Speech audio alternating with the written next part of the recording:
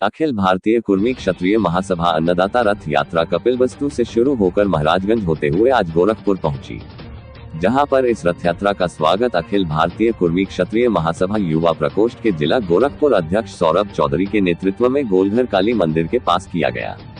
इस स्वागत कार्यक्रम में राष्ट्रीय अध्यक्ष सर्वेश कटियार जी एवं प्रदेश अध्यक्ष बाल कुमार पटेल जी पूर्व सांसद के द्वारा सरदार पटेल जी की प्रतिमा पर माल्यार्पण किया गया।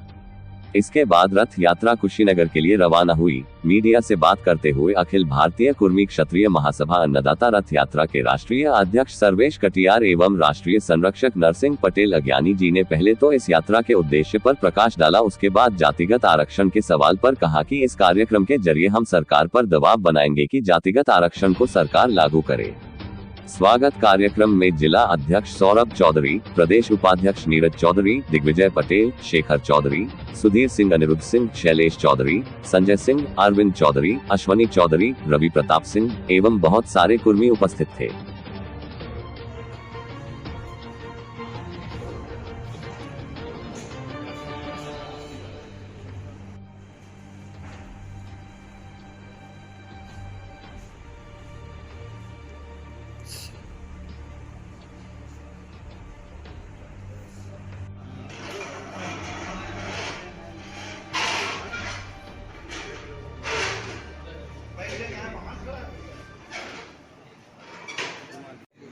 कुर्मी क्षत्रिय अन्नदाता रथ यात्रा निकला, इसका उद्देश्य क्या है? कुर्मी क्षत्रिय अन्नदाता अखिल भारतीय कुर्मी क्षत्रिय महासभा के तत्वाधान में कुर्मी क्षत्रिय अन्नदाता रथ यात्रा भगवान बुद्ध की नगरी कपिलवस्तु से कल सुबह प्रातः 10 बजे शुरू हुई, जो यहाँ से चलते हुए हमारे रास्ते में हरेंदा, महाराजगंज होते हुए गोरखपुर आई। ये 50 जिलों में अन्नदाता रथ यात्रा चलेगी, जो हमारे प्रदेश अध्यक्ष माननीय प्रदेश अध्यक्ष बाल कुमार जी पटेल हैं, उनके नेतृत्व में कुर्मी क्षत्रिय अन्नदाता रथ यात्रा निकाली जा रही है। इसका उद्देश्य ये है किसानों की समस्याएं, अखिल भारतीय कुर्मी क्षत्रिय महासभा के जो पूर्व अध्यक्ष हैं डॉक्टर सोनेलाल पटेल, उनकी मौत की CBI जांच कराई जाए और उनके ऊपर जो दर्ज मुकदमे थे, उनके साथियों को, उसके ऊपर सभी लोगों के ऊपर उनके दर्ज मुकदमे वापस किए जाए, क्योंकि वो तो रहे नहीं, लेकिन और जो साथी थे उनके साथ उनके मुकदमे अब भी चल रहे हैं। तो महासभा की मांग है कि मुकदमे वापस लिए जाए और जात जनगणना कराई जाए, आरक्षण के बाद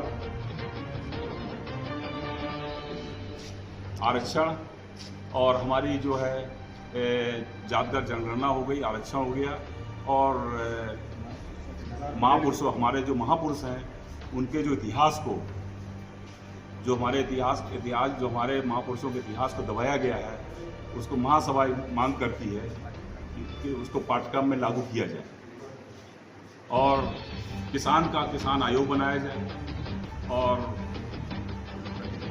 पटेल जी की, सरदार पटेल, लौह पुरुष वल्लभ भाई पटेल, इनकी राष्ट्रीय स्मारक दिल्ली में बनाया जाए, क्योंकि हर लोगों के जितने भी महापुरुष, सबके राष्ट्रीय स्मारक वहाँ बने हुए हैं और अखिल भारतीय कुर्मी क्षत्रिय महासभा डिमांड करती है कि हमारी महापुरुष जो है सरदार वल्लभ भाई पटेल, उनका राष्ट्रीय स्मारक बनाया जाए वहाँ। और जो छत्रपति शिवाजी महाराज थे, उनकी जो है वहाँ जहाँ ये बंद किए गए थे आगरा में, उन पर डिमांड की गई है महासभा से कि उनके वहाँ भी राष्ट्रीय स्मारक बनाया जाए और राष्ट्रीय धरोहर हमारे जो महापुरुष हैं उनको हर पाठ्यक्रम में लागू किया जाए। मांग, हमारी महासभा की मांग पहले भी होती रही है। सरकार ने भी स्पष्ट किया है कि हम SC/ST की जातगत जनगणना कराएंगे। अभी मैंने हलफनामा पढ़ा है, पहले भी बोर्ड में दिया है सरकार ने कि OBC की जात जनगणना कराना संभव नहीं है, लेकिन जब यहाँ हर इंसान की जात जनगणना जानवरों की हो सकती है तो OBC की क्यों नहीं हो सकती है? सुप्रीम कोर्ट ने माननीय सुप्रीम कोर्ट ने भी कहा है कि आप लोग बताइए OBC की जनसंख्या कितनी है। सन 1931 की जो जनसंख्या थी उसके हिसाब से 52% सरकार ने माना है, उसी को मानते हुए आज 27% आरक्षण लागू किया गया। ये हमारी महासभा की डिमांड है और 1931 सभी के 90 साल हो चुके हैं। 90 साल बाद भी आज तक जाति आधार जनगणना नहीं कराई गई है और सरकार ने भी पिछले उसमें लोकसभा राज्यसभा में कहा कि जाति जनगणना हम लोग कराएंगे। हमारे बगल में नीतीश कुमार जी प्रदेश मुख्यमंत्री जी हैं, उनके नेतृत्व में आदरणीय प्रधानमंत्री से भेंट करने गए थे, कई विपक्षी दल के नेता गए थे, उन्होंने आश्वासन दिया था कि हम जाति आधारित जनगणना कराएंगे। लेकिन सवाल ये उठता है, महासभा कहती है कि भाई आप जो जाति जनगणना कराएंगे, 1% जो हलफनामा आपने कोर्ट में दिया है ये संभव नहीं है। तो हमारे समाज ये चाहता है जो भी सरकार आए, जो विगत आगे आने वाले सरकार जाति आधारित जनगणना कराई जाए, उसके साथ हमारा समाज एकजुट होके, चाहे जो सरकार हो, अगर लागू करती मैनिफेस्टो में लाती है और तो हमारा समाज उसको समर्थन देगा। तो ये रथ यात्रा कहाँ तक जाएगा और कब? रथ यात्रा विगत 50 जिलों में पूरे प्रदेशों में निकल के जाएगी। ये 13 तारीख को रमाबाई मैदान लखनऊ में 13 नवंबर को सरदार वल्लभ भाई पटेल की जयंती के उपलक्ष्य में वहाँ उसका समापन होगा और पूरे प्रदेश से सारे लोग, सारे समाज के लोग वहाँ इकट्ठे होकर उसको जन सैलाब का रूप देंगे। महासभा किस मकसद को लेकर के ये रथ यात्रा निकाली? कुर्मी क्षत्रिय महासभा अपने हक हकूक मान सम्मान के लिए ये रथ यात्रा निकाली। ये रथ यात्रा गोरखपुर से लेकर कहाँ तक जाएगी? पूरे प्रदेश में ये रथ यात्रा चलेगी। हम अपने नौजवानों को जगाएंगे जिनको आगे मैदान संभालना है, लोगों को चेताएंगे कि 1994 के बाद 26 साल बादों ये महाकुंभ करने का प्रयास किया जा रहा है, वो भी रमाबाई मैदान अम्बेडकर पार्क में, जहां आज तक किसी जाति ने इतना बड़ा जनसैलाब नहीं खड़ा किया है जितना हमारा लक्ष्य है समाज का। तो मैं देखूँ कुर्मी लोगों को इकट्ठा करने का एक मंच है। पूरे प्रदेश से जितनी भी शाखाओं में लोग बटे हुए हैं सबको हम सजोएंगे।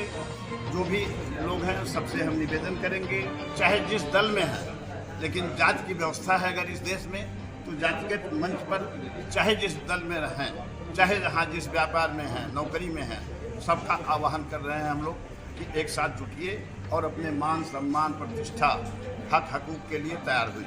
जातिगत जनगणना के लिए आप सरकार से क्या अपील करें?